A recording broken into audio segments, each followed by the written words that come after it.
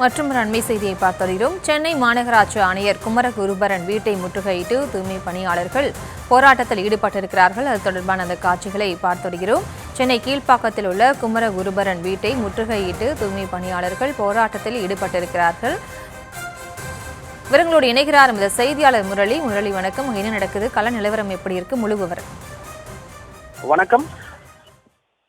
சென்னை மாநகராட்சி ஆணையர் குமரகுருபரன் வீட்டு வாசலில் தூய்மை பணியாளர்கள் 100க்கும் மேற்பட்டோர் தற்பொழுது ஆர்ப்பாட்டத்தில் ஈடுபட்டு வருகிறார்கள்.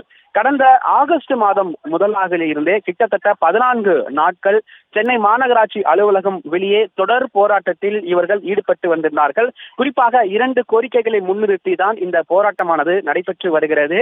அவர்களுடைய பணியை நிரந்தரம் செய்ய வேண்டும் எனவும், அதே போன்று தனியார் மயமாக்குவதை கைவிட வேண்டும் என இந்த போராட்டத்தை தான் அவர்கள் ஈடுபடுத்தி வருகிறார்கள்.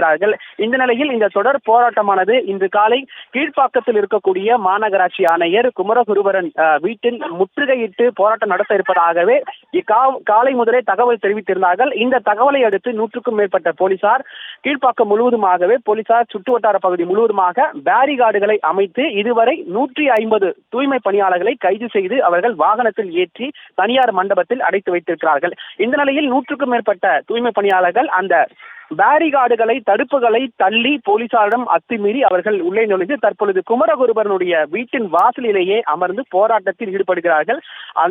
மாநகராட்சி ஆணையரை அவர்கள் நேரில் சந்திக்க வேண்டும் எனவும், கிட்டத்தட்ட 6 மாதமாக தாங்கள் வேலை இல்லாமல் இருப்பதாகவும், தங்களுடைய குழந்தைகளுடைய கல்விக்கான பண உதவியும் இல்லாமல் வேலையும் இல்லாமல் தாங்கள் தவித்து வருவதாக பதாகைகளை ஏந்தி தற்பொழுது அந்த ஆர்ப்பாட்டத்தில் ஈடுபட்டு வருகிறார்கள். அவருடைய வீட்டு வாசலையே தற்பொழுது அமர்ந்து கொண்டு இந்த போராட்டத்தில் ஈடுபட்டு வருகிறார்கள். இதற்கு முக்கியமாக தமிழக அரசு தலையிட்டு உடனடியாக நடவடிக்கை எடுக்க வேண்டும் எனவும் இந்த போராட்டத்தில் அவர்கள் வலியுறுத்தி வருகிறார்கள்.